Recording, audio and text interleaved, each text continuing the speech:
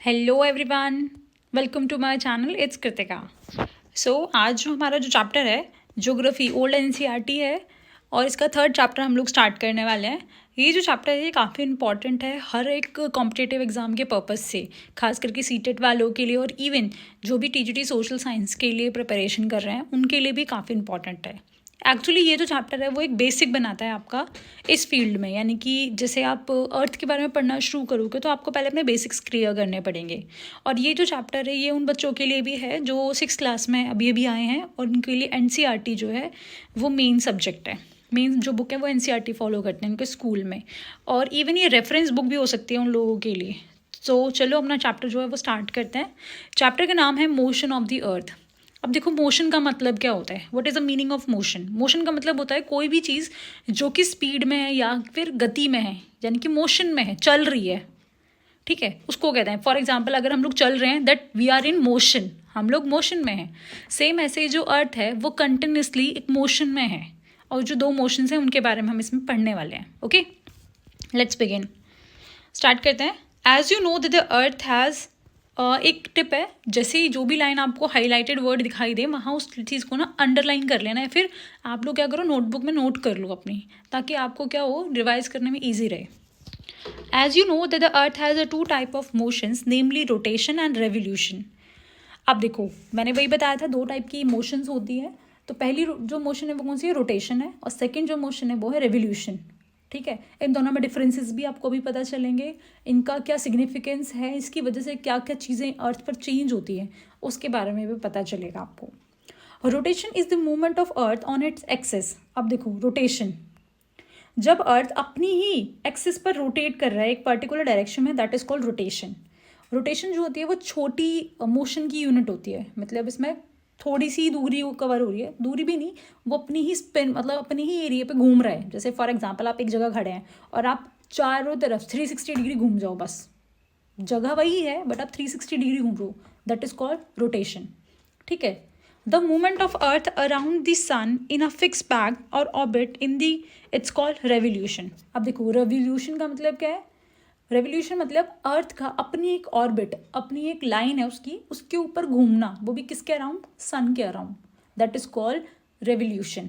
Okay, अब ये headline है काफ़ी इंपॉर्टेंट है, हम इसको भी अंडरलाइन कर लेते हैं। ओके, तो आप अपनी नोटबुक में या फिर जैसे भी आपको सही लगे वहाँ नोट कर लेना इस लाइन को। तो दोनों में डिफरेंस पता चल गया, रोटेशन और रेवोल्यूशन। अब एक चीज़ और है, रोटेशन जो होता है वो 24 आवर में एक बार होता है। ठीक है, मतलब 24 आवर टाइम लगता है रोटेशन को कंप्लीट होने में। वहीं रेवोल्यूशन को कंप्लीट होने में कितना टाइम लगता है, 365 डेज और 366 डेज। ठीक है, वो हमने पहले वो हम आगे पता करेंगे कि ये 365 और 366 क्यों है, क्योंकि लीप ईयर होता है। आपको पता होगा हर साल, हर 4 साल के अंदर क्या होता है, एक लीप ईयर होता है, जिसमें फरवरी में एक दिन एक्स्ट्रा ऐड हो जाता है, उसे हम लीप ईयर कहते हैं। ठीक है, तो हर 4 साल बाद आता है, वो ध्यान रखना। चलो आगे पढ़ लेते हैं। The axis of earth which is an imaginary line which makes an angle of 66 1/2 degree which is an orbital plane. याद रखना है, काफ़ी बड़ी और इम्पॉर्टेंट लाइन है, ये अच्छी लाइन है, इसको याद रखना है। पूछ लिया जाता है कि अर्थ जो है उसकी जो एक्सिस है, उसका जो एंगल है वो कौन सा पूछा जाता है, मतलब किस एंगल पर है वो, तो 366 1/2, और वो कितनी डिग्री झुका हुआ है वो अलग है, ये ध्यान रखना। उसके बारे में आगे हम पढ़ेंगे कि हमारा जो अर्थ है वो कितनी डिग्री जो है टिल्ट है अपने एक्सिस पर। ठीक है, आपने ग्लोब देखा होगा, ग्लोब कभी बिल्कुल सीधा नहीं होता, ग्लोब की जो पिक्चर है वो बिल्कुल सीधी नहीं होती। देखते हैं हम आगे, रुको। देखो, ये जो ग्लोब है ये बिल्कुल सीधे नहीं है, ये थोड़ा सा ऐसे साइड, यानी कि आपका राइट साइड क्या है वो थोड़ा टिटल है। ठीक है, इसीलिए एक जो लाइन है वो 366 1/2 डिग्री की जो लाइन है, लेकिन कितनी डिग्री झुका हुआ है, तो वो है 23 1/2 डिग्री। ये थोड़ा कन्फ्यूजिंग हो सकता है आप लोगों के लिए, क्योंकि स्टार्टिंग है अभी इसलिए। The plan formed by the orbit is known as orbital plane. The Earth receives light from the Sun. Due to the spherical shape of Earth, only half of its light from the Sun at time. देखो, एक चीज़ है, हमारा जो अर्थ है वो spherical shape में है, ball की शेप में। ठीक है, अब जब बॉल की शेप में है तो जो हमारा अर्थ है वो जब सन का चक्कर लगा रहा होता है तो वो एक ही साइड, यानी कि अर्थ की एक ही साइड सन की लाइट जाती है। लेकिन जैसे वो घूमता है तो क्या होगा, अर्थ सन की लाइट दूसरी तरफ जाएगी। फिर दिन रात होते हैं वो इसी रीज़न की वजह से होते हैं। ठीक है, अब देखते हैं the portion facing the sun experience day when the other half away from the sun experiences light night. अब देखो अभी मैंने बताया था जिस साइड सन की रोशनी जा रही होगी, सन की लाइट होगी, वो वहाँ उस जगह पर क्या हो रहा होगा, डे हो रहा होगा। और जैसे उसके ऑपोजिट जहाँ सन की लाइट नहीं जा रही होगी तो वहाँ रात हो रही होगी। The circles that divide the earth from day और नाइट और globe it is called circle of illumination. इसकी पिक्चर मैं अभी आपको शो कर देती हूँ। देखो सर्कल ऑफ इल्यूमिनेशन का मतलब होता है वो लाइन जो अर्थ को दो पार्ट्स में डिवाइड करे, दिन और रात की। मतलब एक जगह क्या हो रही है, दिन हो रहा है, और एक जगह क्या हो रही है, नाइट हो रही है। That is called circle of illumination. Okay, याद रखना है आपको, काफ़ी इंपॉर्टेंट चीज़ है ये। The circle does not coincide with the axis as you see in the figure 3.2. The earth take about 24 hours to complete one rotation around its axis. तो ये important है, 24 आवर्स लगते हैं एक रोटेशन कंप्लीट होने में, तो ये याद रखना है आपको, which is very important for you. ठीक है, 24 आवर कंप्लीट होंगे एक दिन मतलब कि। The period of rotation known as earth day. एक और चीज़ है, रोटेशन को हम अर्थ डे भी कहते हैं। This is the daily motion of the earth, और ये एक डेली मोशन है। क्या चीज़, रोटेशन क्या है, एक डेली मोशन है, क्योंकि इसको 24 आवर का टाइम लग रहा है। ठीक है, आगे चढ़ लेते हैं। देखो एक बार पहले यहाँ देख लेते हैं क्या चीज़ है, let's do it. I think ये एक वो है, एक्टिविटी है, पढ़ लेते हैं। Take a ball represent the earth. आप लोग अपनी बुक में से एक बार रीड कर लेना, it's not as much important. Let's move further. देखो अब यहाँ पर आ जाते हैं। देखो ये जो पिक्चर है वही है, मैंने आपको बताया था जो हमारा अर्थ है वो कितनी डिग्री झुका हुआ है, वो ये है। देखो 23 1/2 डिग्री किस साइड है, नॉर्थ पोल, इधर की साइड, किस साइड, राइट साइड। और ये कितना एंगल, डिग्री का एंगल है, देखो 66 1/2 डिग्री का, दिख रहा है। Equator, tropic of Cancer, tropic of Capricorn, okay, दिख रहा होगा। तो ये हमारे अर्थ की एक्चुअल फिगर है, बट एक ध्यान रखना, ये जो जितनी भी लाइंस आपको दिख रही है अर्थ पर, ये सारी इमेजिनरी लाइंस हैं, ये एक्चुअल में एग्जिस्ट नहीं करती हैं। ठीक है, ये हमने बनाई हुई है ताकि हम लोग किसी प्लेस को इजीली लोकेट कर सकें और अर्थ के डिफरेंट डिफरेंट हीट जोन्स के बारे में पढ़ सकें। ओके, सो आगे देखते हैं अभी। North pole, south pole, day and night का कॉन्सेप्ट है। देखो जो एरिया सन की तरफ है वहाँ दिन हो रहा है, और जो एरिया जस्ट ऑपोजिट है वहाँ क्या हो रहा है, वहाँ रात हो रहा है, दिख रहा होगा। देखो अफ्रीका और एशिया वाले एरिया में क्या हो रहा है, दिन हो रहा है, वहीं अमेरिका वाले एरिया में क्या हो रहा है, नाइट हो रही है। आगे बढ़ते हैं।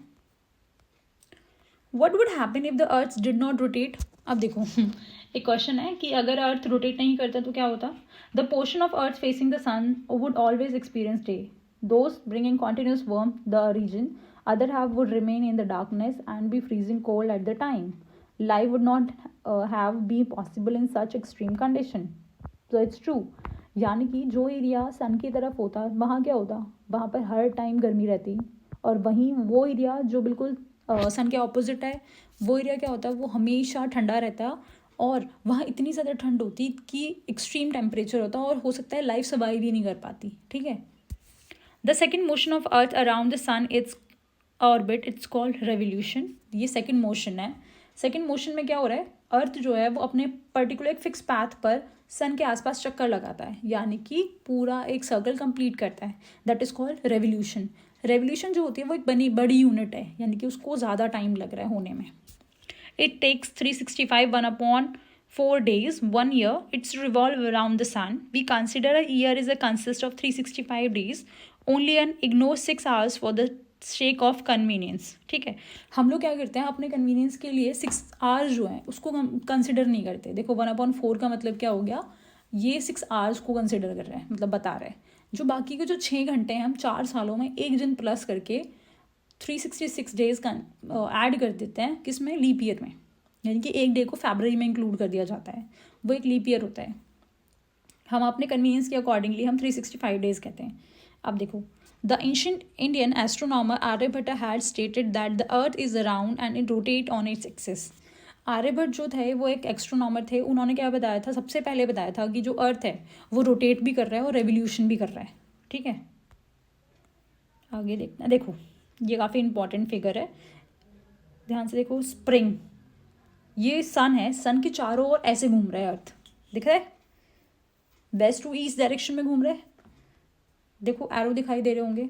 अभी जो अलग अलग इनकी डायरेक्ट मतलब अलग अलग जो वो है अर्थ की अलग अलग पोजीशंस दिखा रही हैं कब कौन सा सीज़न आ रहा है हमारे अर्थ पर, ठीक है, दिख रहा होगा।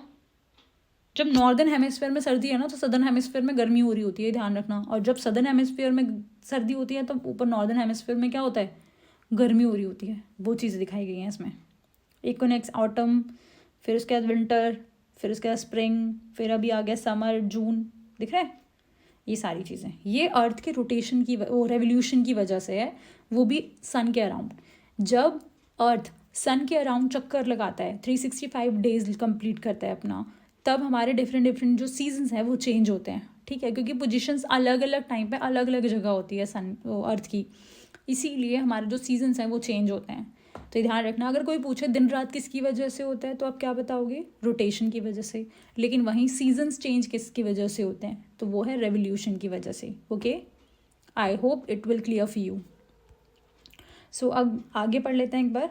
6 hours, once again, 6 hours saved every year and added to make one day 24 hours over a span of 4 years. This surplus day is added to the month of February, though every 4 years February is of 29 days instead of 28 days. अभी बताया था कि leap year में क्या होता है, हर 4 साल के बाद एक लीप ईयर आता है और उसके अंदर फरवरी के अंदर 28 डेज के बजाय 29 डेज होते हैं। This year's with 366 days is called leap year. Find out when it will the next leap year be.